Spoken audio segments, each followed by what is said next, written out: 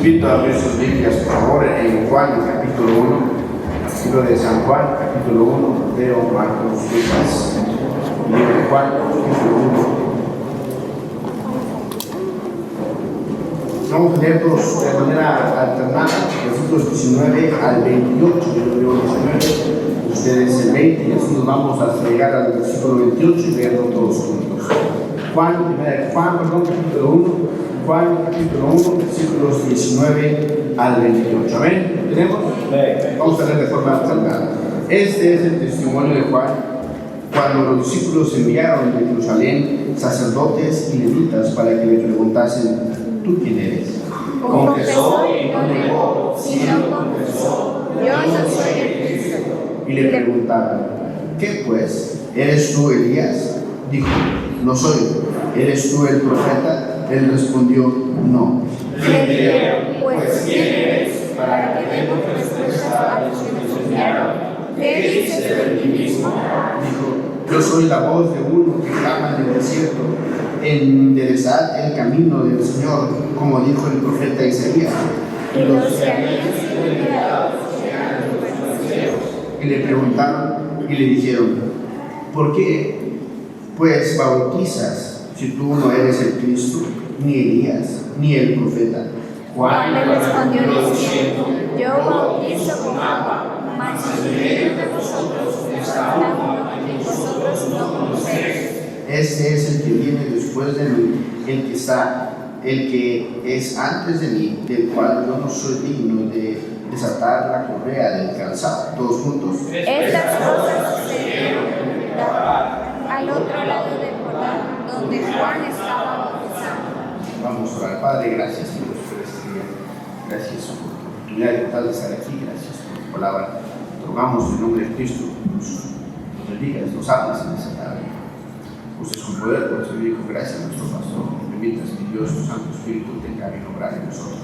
En Cristo Jesús. Amén. Pueden tomar su lugar.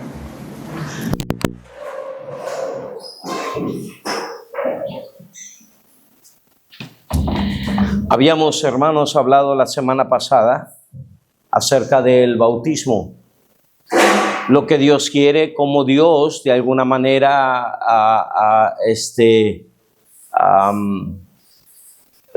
presenta la bendición, queridos hermanos, de poder obedecer a Dios bautizándonos. Ahora, hermano, ¿me permite un segundito? Gracias. Sí, joven. Sí, quien sea, el Luquier, si quiere. Así. Y permítame. Hijo,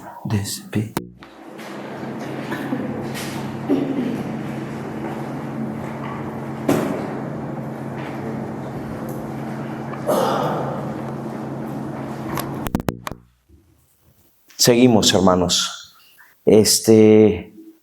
Y hablábamos, queridos hermanos, acerca de la bendición de poder no solamente hablar de Jesucristo. No es nada más el hecho de hablar de Cristo, sino el hecho de hablarles del Evangelio. Ese es el I. Y después es anunciándoles que se bauticen. Hablábamos, hermanos, de cómo el diablo pone precisamente temor en este aspecto, pone vergüenza de alguna manera para que el creyente no lleve a cabo esta bendición. Y le robamos a los creyentes precisamente la bendición que Dios trae a ellos a través del bautismo. El bautismo, queridos hermanos, es bendición de Dios. Dios quiere bendecir a través de ellos, a través de esa fe puesta en práctica, el andar en vida nueva, el andar en resurrección o en novedad de vida, de tal manera, hermanos, en la fe del resucitado, en pocas palabras, y Dios quiere bendecir esos pasos de obediencia. Y les privamos a las personas. Habíamos hablado, queridos hermanos, ya algunos aspectos de ello, lo que era, lo que no es, el bautismo no es para perdón de de pecados. El bautismo no es para quitar el pecado original de los niños. No se bautizan los niños. El bautismo, queridos hermanos, no conlleva una retalía de información y que los hombres tienen que de alguna manera equiparse. No, vimos que fue inmediatamente después de que habían creído. Lo único que les pedía es si crees de todo corazón, bien puedes. Era el único requisito para que una persona fuese bautizada. Y veíamos, hermanos, para acabarla de amolar, las circunstancias que se están moviendo dentro del fundamentalismo, en donde hoy en día no importa, parece ser que no tiene importancia alguna el valor del bautismo, en donde aún se paga, y los hombres ahí jugando con esto, metiendo una vez, bautízate otra vez, nada más por ganancias deshonestas, y nada de compromiso. No están ni siquiera convencidos de lo que están haciendo. Es importantísimo, queridos hermanos, que algo tan serio se le tome la seriedad que Dios mismo da en su palabra. No porque el bautismo no salva, no porque el bautismo no tiene es un acto de obediencia una vez y para siempre. No por eso tenemos que ser indiferentes. Si es tan importante, si se hace como el tema de la salvación una sola vez y para siempre, hermanos, tenemos que estar enteramente convencidos de la buena decisión que estaremos tomando para glorificar a Dios en ello. El bautismo, hermanos, seguimos en este mismo tema, que lo que es el bautismo. La palabra del Señor nos hace entender, venía el Señor, y la palabra del Señor dice que Juan no lo conocía. Lo dice 3 veces, lo dice uno, la primera vez, en los versículos que acabamos de leer, el capítulo 29, perdón, versículo 1, capítulo 1, perdón,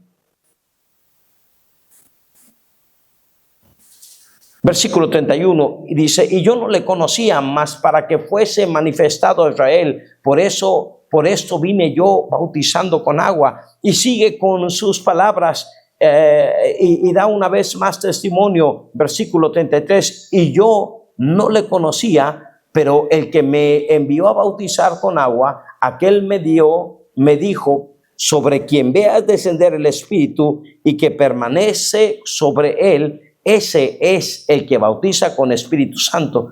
De alguna manera, queridos hermanos, ahora Juan tenía, me imagino, sus sospechas. Y él sabía claramente el propósito por el cual él había sido enviado. La misma profecía de Isaías ya venía sobre él, preparando el camino precisamente del Señor. Y ahí tenías a Juan el Bautista, una vestimenta singular. No era la clásica vestimenta de los hombres de fe de aquel año. Era una vestimenta completamente desorbitada a lo que generalmente vestían los hombres allá. Más bien parecía una vestimenta campirana. Ahí lo tenías con la piel de una túnica de piel de camello, y nada más su voz que resonaba en medio del desierto. Tal era el poder y la gracia de este varón, que la Escritura enseña claramente que dentro de los profetas ninguno fue mayor que él. Ahora entendamos, queridos hermanos, hablando de el gran Zacarías o hablando de aquel Isaías, no se diga el buen Jeremías, y de aquellos que hicieron renombre entre los profetas, como Elías indiscutiblemente, o el mismísimo Eliseo, que pedía una doble porción del Espíritu e hizo dobles milagros de lo que hizo Elías. Hombres que marcaron toda una generación. Mas sin embargo, queridos hermanos, a más de todos estos hombres, tremendos hombres de Dios que se levantaron, ninguno era precisamente como este varón. Dios le había ahora dicho a Juan que aquel sobre quien reposara el Espíritu como paloma, él era. Cada día Juan salía y su pregón era el mismo, que se volviesen al Señor. Veía que los fariseos venían y les decía: generación de víboras, ¿quién os enseñó a huir de la ira venidera? Haced pues frutos dignos de arrepentimiento. Y les animaba a voltear. Él venía precisamente para preparar un corazón bien dispuesto. La predicación de Juan el Bautista, e incluyendo su bautismo, era para arrepentimiento. Era para volverse al Señor. No olvides, queridos hermanos, que habían pasado 400 años de silencio.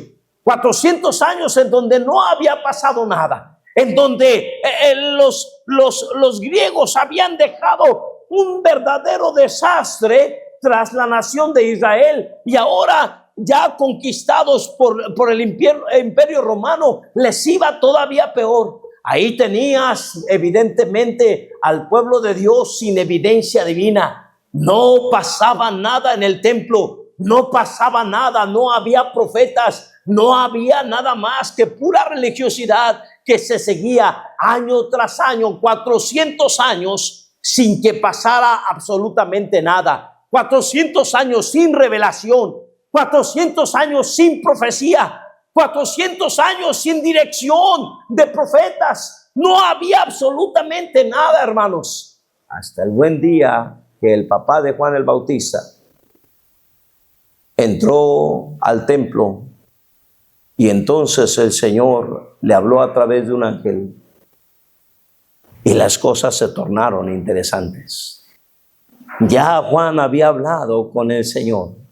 Cuando se juntaron Elizabeth y María, los muchachitos brincaron en sus vientres, llenos del Espíritu Santo desde su vientre. Eran primos al fin y al cabo, se veían una y otra vez, se veían continuamente. Y estoy seguro que Juan el Bautista tenía sus sospechas. Pero el día que lo vio, queridos hermanos, estoy seguro que se maravilló, tanto que lo predicaba, tanto que lo amaba. Los ángeles mismos anhelaban ver la encarnación del Señor. Y ahora Juan el Bautista lo está viendo. Qué gozo, qué gracia poder predicar de él y ahora ver obrar. No nos dirigimos, hermanos, por vista, por fe andamos. Y un día habremos de ver precisamente aquel a quien amáis sin haberle visto. Mas sin embargo, queridos hermanos, tenemos este privilegio de poderle entender y conocer también a través de su preciosa palabra. No hago el paréntesis para no piense que Dios es semejante a animal, a ave o cuadrúpedo. No quiere decir este pasaje que el Espíritu Santo es una paloma, en ninguna manera. Si algún día le va a poner una calcomanía a su carro, no le ponga la de una paloma diciendo que es cristiano, tampoco la de un pez diciendo que es cristiano. Ninguna de estas dos cosas son genuinas ni verdaderas. Dios no se semeja jamás a una semejanza de ave, ni de cuadrúpedo, ni de reptil. Sería una abominación de nuestra parte hacerlo así. Él es el creador de todo. No podemos denigrarlo a tal falta de una buena razón, pensando de esta manera. En ninguna manera. El Señor llega. El bautismo, queridos hermanos, es un paso de obediencia. Mateo capítulo 3, perdón. Sí, Mateo capítulo 3, por favor.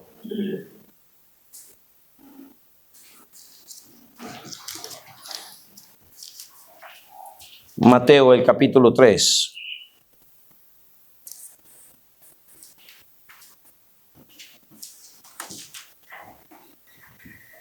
Entonces Jesús vino a Galilea, a Juan al Jordán para ser bautizado por él. Y Juan, cuando lo vio, evidentemente Juan se le oponía. Ya lo había publicado a sus discípulos: este es el Cordero de Dios que quita el pecado del mundo. Entonces Juan decía: no, ¿cómo crees? Tú vienes a mí. Yo necesito ser bautizado por ti.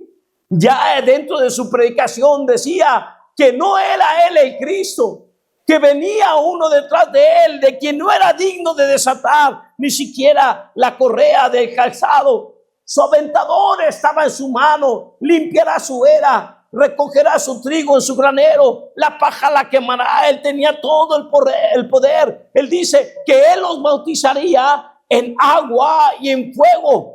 Y entonces Juan le dice: yo necesito ser bautizado por ti. Y el Señor lo para y le dice: mira, deja ahora. En pocas palabras,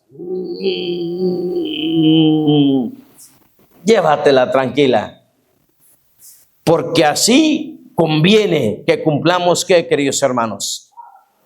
Toda justicia. El bautismo bíblico es sencillamente un paso de obediencia. El bautismo bíblico no tiene, en iniciativa, queridos hermanos, no tiene más que esto. Es un paso de obediencia. El Señor Jesucristo se bautizó. Juan predicaba el bautismo de arrepentimiento. Sí, queridos hermanos, pero él no tenía absolutamente nada de qué arrepentirse. Él se para en medio de las multitudes y les dijo: ¿quién de vosotros me redarguye de pecado? La palabra del Señor nos hace entender que los fariseos y los saduceos, todo el Sanedrín, se juntó para examinarle y le dijeron a Pilato: no hallamos en él pecado. Lo examinó Pilato y dijo: no hallamos en él pecado alguno. La palabra del Señor nos hace entender que nos convenía tal sacerdote, sumo sacerdote, santo, puro, limpio, apartado del pecado y de los pecadores. Oh, queridos hermanos, qué bendición que podemos tener esa preciosa gracia de entender que nuestro Dios es santo. Ahora Él estaba dando ese precioso paso del bautismo. El Señor Jesucristo se bautizó, no para perdón de pecados, porque Él es sin pecado desde su nacimiento. Más sin embargo, queridos hermanos, se bautizó como un paso de obediencia. Ya veíamos que el único requisito para que una persona se bautice es que sea salvo. Ya veíamos que en la Biblia no vemos testimonio de niños bautizados. No es problema si su hijo tiene seguridad de salvación y el muchachito tiene 5, 7, 9 años y lo quiere bautizar, bautícelo. Personalmente, después de que mis hijos cumplieron 12 años, llorando cada día por su salvación, después de eso, cuando la mayoría de ellos tomó decisiones de recibir a Cristo en esa edad, entonces fueron bautizados. Cada quien conforme a la sabiduría y la gracia que Dios le dé. Pero no permita que ese tiempo se postergue. El bautismo, queridos hermanos, es un paso de obediencia. Nada más es un paso de obediencia. Muchas personas no saben ni siquiera qué están haciendo. En una ocasión bautizamos a una persona, después saliendo de bautizar se echó una persinada y a todo dar. No es problema. No tenía conocimiento, ¿sí me explico? No tenía, muchos de ellos vienen sin conocimiento de la Escritura, pero están dando el paso de obediencia, que es lo que Dios demanda. Vaya conmigo, por favor, al libro de Hechos, el capítulo 2. Después de haber sido convencidos de la gran necesidad de arrepentirse, entonces dice la palabra del Señor. Así que, versículo 41, ¿lo tiene? Los que recibieron su palabra fueron bautizados y se añadieron aquel día como ¿cuántos, hermanos? No solamente se les habló el evangelio, también se les dijo que se bautizara. Ahora, en 3,000 personas estoy seguro que no todos eran un museo de santos. Estoy seguro que esta multitud de personas, hermanos, algunos de ellos, ya lo vemos, venían de crucificar al Señor. Algunos de ellos necios, duros de corazón, entregados a pasiones, entregados tal vez hasta inmoralidad. Hay personas que dicen, no, pastor, es que yo no he arreglado mi vida y es que yo aún vivo en ciertas inmoralidades. Hermano, el primer paso para arreglar tu vida después de que recibiste a Jesucristo es bautizarte. Se dice amén, iglesia. La Escritura no nos da un paso diferente. La Escritura no nos da un paso diferente de que tienes que ir a arreglar tu vida y después cuando tu vida esté enteramente arreglada, que nunca va a suceder eso. Hasta el día de tu muerte vas a cargar con pecado y después de arreglar tu vida entonces bautízate. No, Señor, no es así. Vaya conmigo a Hechos capítulo 10, por favor. El apóstol Pedro viene y predica en la casa de Cornelio. ¿Lo tiene?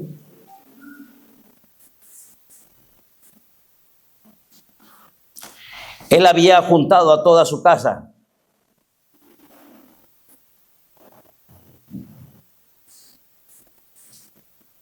Había juntado a sus familiares, había juntado a sus vecinos, y ahora llega el apóstol Pedro y les presenta el evangelio del Señor.